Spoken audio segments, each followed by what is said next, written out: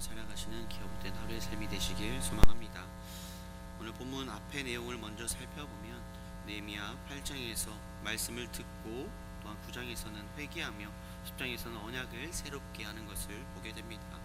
8장에서 10장까지 회개와 언약을 새롭게 했다면 오늘 본문의 11장의 말씀은 언약을 실제 삶의 자리로 옮기며 재정비하는 그러한 장면에 대해 말씀하고 있습니다. 오늘 말씀을 통해서 이제 어디에 살아야 하는가, 내 삶의 중심을 어디에 두어야 하는가, 하나님께 가까운 자리로 갈지 아니면 여전히 내가 편한 자리에 머물지에 대해 함께 돌아보고자 합니다. 우리가 신앙생활을 하다 보면 눈에 잘 보이지 않고 박수받지 않는 그런 헌신의 자리에 서야 할 때가 있습니다.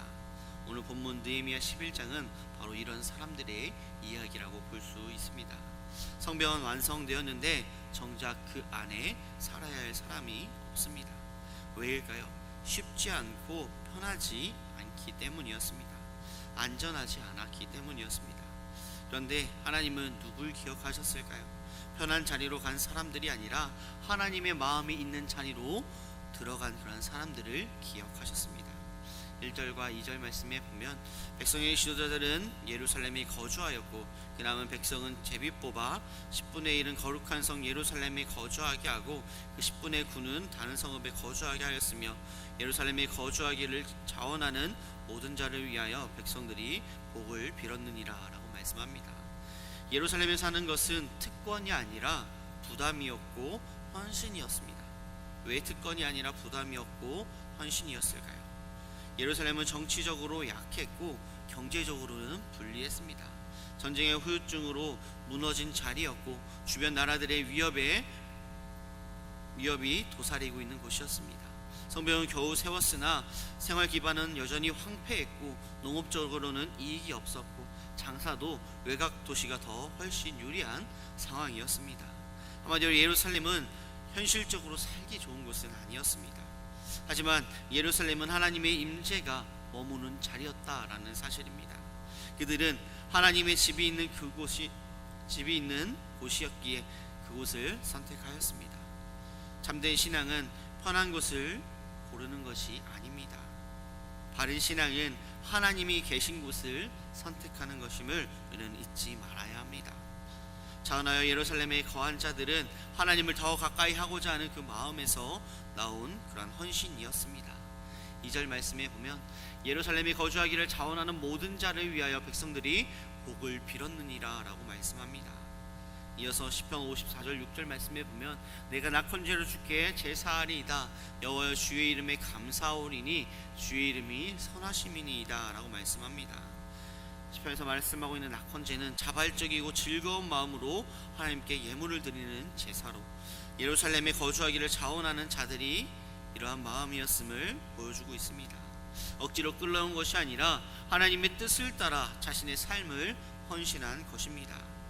오늘 우리도 하나님이 계신 자리, 하나님이 역사하신 자리로 나아가는 우리의 삶이 되어야 함을 말씀합니다.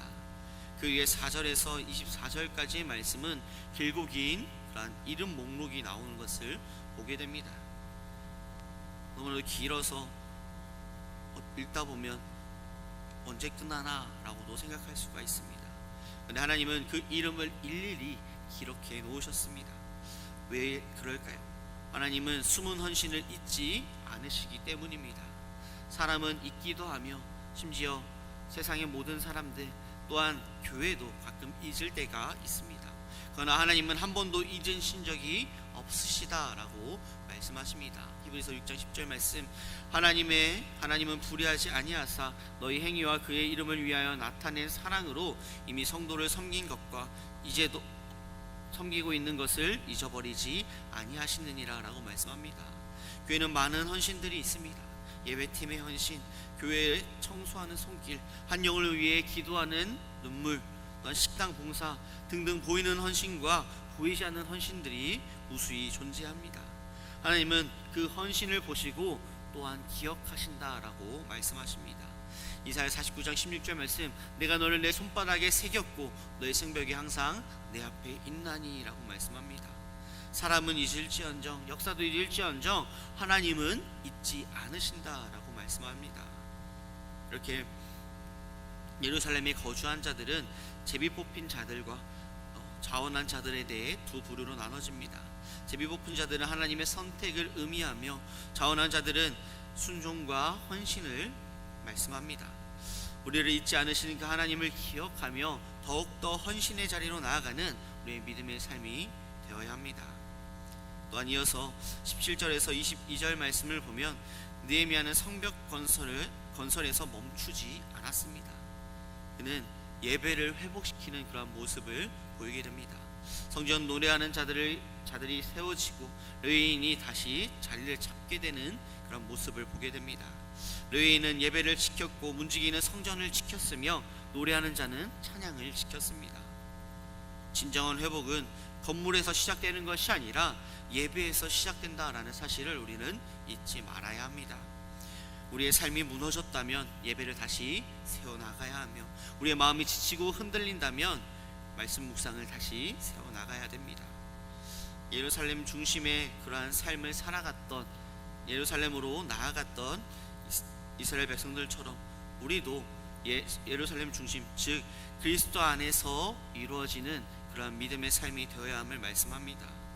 예루살렘 성전은 예수 그리스도로 이어지고, 예수 그리스도는 성령이 거하시는 우리 가운데에 이어집니다.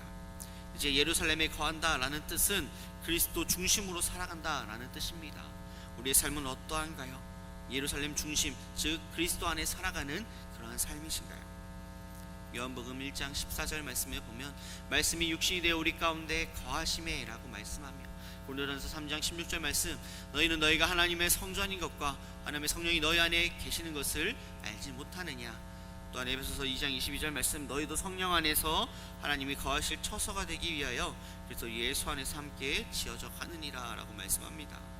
예루살렘은 하나님의 임재의 상징이었고, 이제 그 임재는 그리스도와 성령 안에서 우리 각 사람에게 임합니다.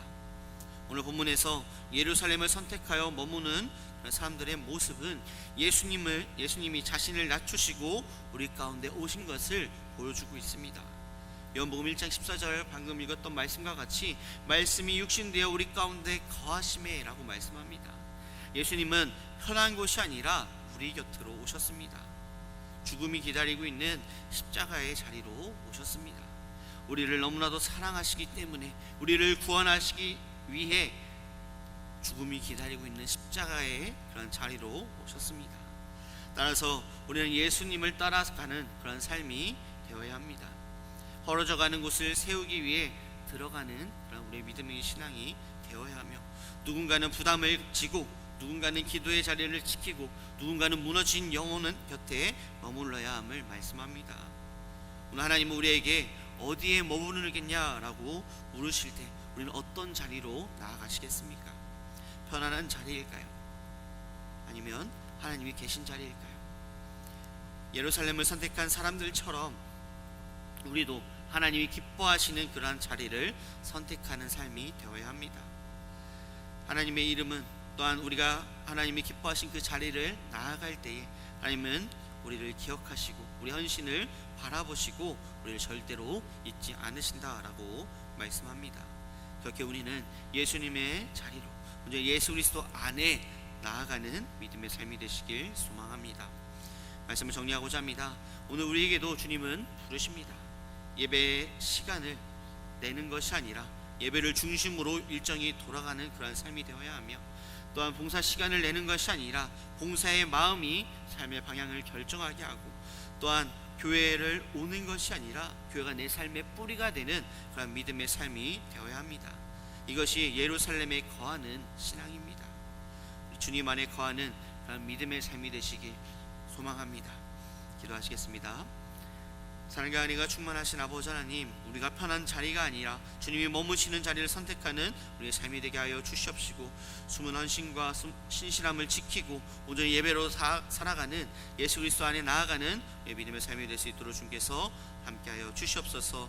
우리의 삶을 주님께서 붙잡아 주시고 인도하시고 함께하여 주시옵고 바라오며 사임하신 예수님의 이름으로 기도드립니다.